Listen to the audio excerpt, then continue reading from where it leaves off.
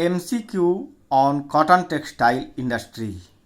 हाँ स्टूडेंट्स, आज हम लोग कॉटन टेक्सटाइल इंडस्ट्री जो भारत का बहुत ही पुराना और महत्वपूर्ण उद्योग रहा है, उसी के बारे में आज हम लोग डिटेल अध्ययन करेंगे और वह अध्ययन हमारा MCQ बेस्ड क्वेश्चंस पर आधारित होगा।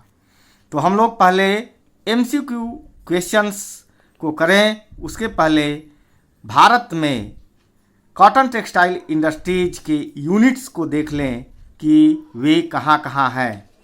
तो आप देखिए, भारत के मानचित्र में आपको दिखाई पड़ रहा होगा कोलकाता, मुर्शिदाबाद, गया, कानपुर, आगरा, मोदीनगर, दिल्ली, अमृतसर, भिलवाड़ा, जयपुर। इधर वेस्ट में अगर देखें तो मुंबई, बड़ोदरा, अहमदाबाद, भावनगर।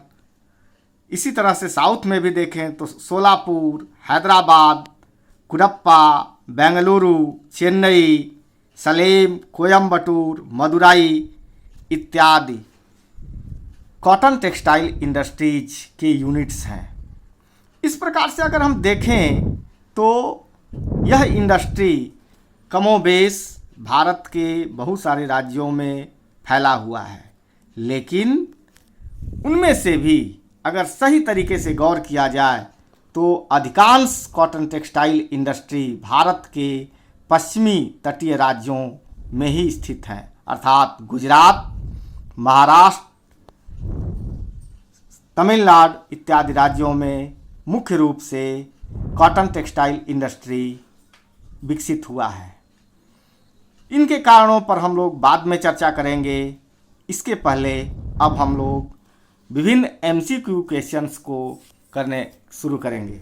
तो आइए आज का MCQ क्वेश्चंस हम शुरू करते हैं।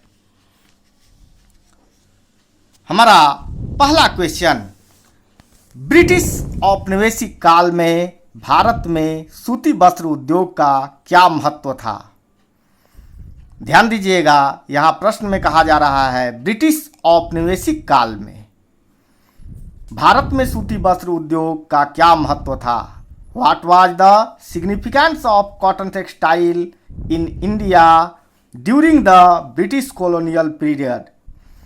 आप जानते हैं ब्रिटिश कॉलोनियल पीरियड में भारत में सूती वस्त्र उद्योग उस समय उद्योग विकसित नहीं था, लेकिन लघु उद्योग के रूप में, कुटीर उद्योग के रूप में यह हमारे भारतवर्ष का प्राचीन उद्योग रहा है। तो ऑप्शंस पर ध्यान देते हैं। यह भारत के लिए प्रमुख निर्यात का वस्तु था जिससे विदेशी मुद्रा प्राप्त होती थी। It was a major export commodity that brought in significant foreign exchange for India. Second option पर हम लोग गौर करें, भारत के घरेलू अर्थव्यवस्था का प्रमुख आधार था जिससे लाखों लोगों को रोजगार मिलता था। It was the mainstay of India's domestic economy and provided employment to millions of people. Next option, यह विलासिता का वस्तु था जिसे बड़े लोग उपयोग करते थे। It was a luxury item that was only produced for the consumption of the elite.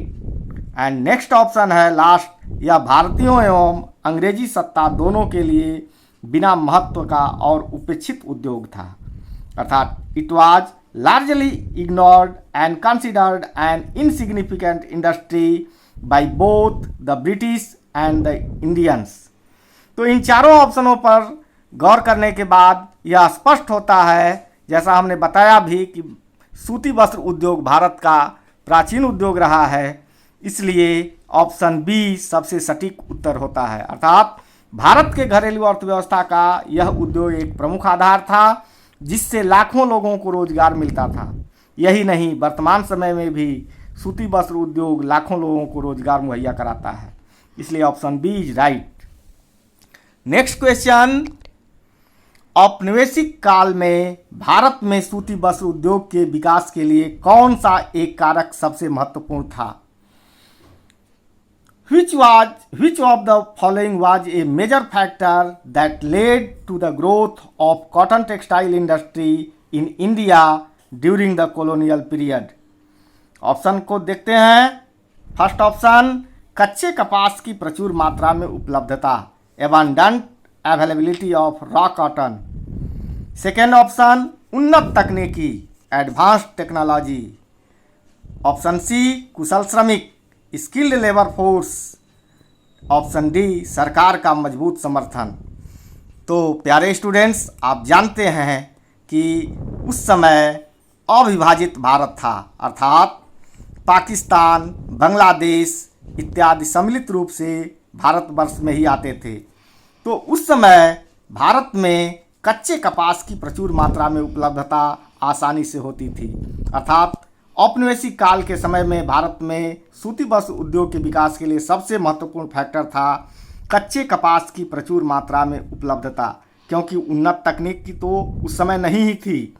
कुशल श्रमिक थे, लेकिन उससे भी सटीक उत्तर यहाँ पर कच्चे कपास की प्रचुर मात्रा में उपलब्धता ही है, और सरकार का मजबूत समर्थन नहीं था। तो इस प्रकार से हम लोग 2 क्वेश्चन किए। नेक्स्ट क्वेश्चन 3, ब्रिटिश औपनिवेशिक शासन का भारत के सूती वस्त्र उद्योग पर क्या प्रभाव पड़ा? Which of the following was a significant role of the British colonial rule on the cotton textile industry in India? Option पर नजर डालें। ऑप्शन ए, आधुनिक तकनीक और मशीनों का विकास हुआ, development of modern techniques and machinery. Option B, सूती वस्त्र के उत्पादन एवं निर्यात में वृद्धि हुई, increase in the production and export of cotton textiles. Option C, परंपरागत कुटीर उद्योग की अवनति, decline of traditional handloom industry. Option D, इनमें से कोई नहीं। आप जानते हैं कि ब्रिटिशर्स जो हमारे देश में आए हुए थे, वे हमारे देश का विकास नहीं चाहते थे, बल्कि वे अपनी रोटी सेक रहे थे। तो हमारे देश की इसके लिए सूती वस्त्र उद्योग में जो सबसे अधिक प्रभाव पड़ा वह हुआ कि भारत का परंपरागत कुटीर उद्योग डिक्लाइन करने लगा। Option C is right. Next question, question 4, निम्नलिखित में से कौन सा क्षेत्र औपनिवेशिक काल में सूती वस्त्र के लिए जाना जाता था? Which of the following regions in India was known for its cotton textile production during the colonial period? Option A, Punjab. Option B, Bengal. Option C, Rajasthan. And option D, Kerala. तो आप जानते हैं कि उस समय पश्चिम बंगाल या कह लें बंगाल बहुत ही विकसित राज्य था और औद्योगिक रूप से संपन्न राज्य था, इसलिए इसका ऑप्शन बी सही होता है। Option B, Bengal. क्वेश्चन 5, 20वीं शताब्दी में भारत में सूती वस्त्र उद्योग के अवनति के लिए कौन से कारक उत्तरदायी थे? Which of the following factors contributed to the decline of the cotton textile industry in India during the 20th century? Option A, synthetic कपड़ों से प्रतियोगिता, competition from synthetic textile. Option B, सरकारी सहायता में कमी, lack of government support. Option C, आधुनिक मशीनों का चलन, introduction of modern machinery. And option D, all of the above. निश्चित रूप से इसमें ऑप्शन डी राइट होगा, अर्थात सभी ऑप्शन सही हैं, क्योंकि सिंथेटिक कपड़ों से प्रतियोगिता बढ़ी, सरकारी सहायता में कमी देखी जा रही है, साथ ही साथ ऑप्शन सी जो आधुनिक मशीनों का चलन भी शुरू हो गया। तो option C, option D is right. Next question, question number 6। Question 6, Bharat का कौन सा राज्य कपास का सर्वाधिक उत्पादन करता है? Which of the following Indian states is the largest producer of cotton? Option को देखिए। Option A, Maharashtra. Option B, Gujarat. Option C, Punjab. And option D, Uttar Pradesh. इसमें राइट होता है option B, Gujarat. Next question, question 7, निम्न में से कौन सा भारतीय शहर अपने हथकरघा साड़ी उत्पादन के लिए जाना जाता है? Which of the following Indian cities is known for its production of handloom cotton saris? हाँ फ्रेंड्स, इसमें ऑप्शन है option A Banaras, option B Jaipur, option C Lucknow and option D Kanchipuram. तो अपने हथकरघा साड़ी उत्पादन के लिए इनमें से ऑप्शन डी सबसे महत्वपूर्ण है और सही है। कांचीपुरम जो तमिलनाडु राज्य में स्थित है, यह बहुत ही विश्व प्रसिद्ध शहर है। आइए ऑप्शन क्वेश्चन 8 को देखते हैं। निम्न में से किस भारतीय शहर को कॉटन पोलिस कहा जाता है? Which of the following Indian cities is called as cottonopolis? Option A Ahmedabad, option B Kanpur, option C Mumbai and option D Coimbatore. तो कॉटन पोलिस के नाम से मुंबई को जाना जाता है। Next question 9।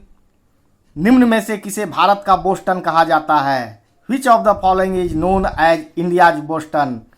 हाँ स्टूडेंट्स, भारत का बोस्टन अर्थात बोस्टन जो विश्व प्रसिद्ध सूती वस्त्र उद्योग के लिए जाना जाता था, उसी तर्ज पर भारत में भी एक ऐसा शहर है जिसे भारत का बोस्टन कहा जाता है। आइए देखते हैं वह कौन सा है। Option A Ahmedabad, option B Kanpur, option C Mumbai, option D Coimbatore. तो अहमदाबाद को भारत का बोस्टन कहते हैं। लास्ट क्वेश्चन, क्वेश्चन 10 जो मैच द फॉलोइंग क्वेश्चन है। इसमें लिस्ट ए में 3 क्वेश्चन है। देखिए, भारत का मैनचेस्टर, सेकेंड दक्षिण भारत का मैनचेस्टर एंड लास्ट उत्तर भारत का मैनचेस्टर। ऑप्शंस में है कानपुर, अहमदाबाद, कोयम्बटूर। तो भारत का मैनचेस्टर अहमदाबाद को कहते हैं, इसको मिला दीजिए। दक्षिण भारत का मैनचेस्टर कोयम्बटूर को कहते हैं, इसको मिला दीजिए।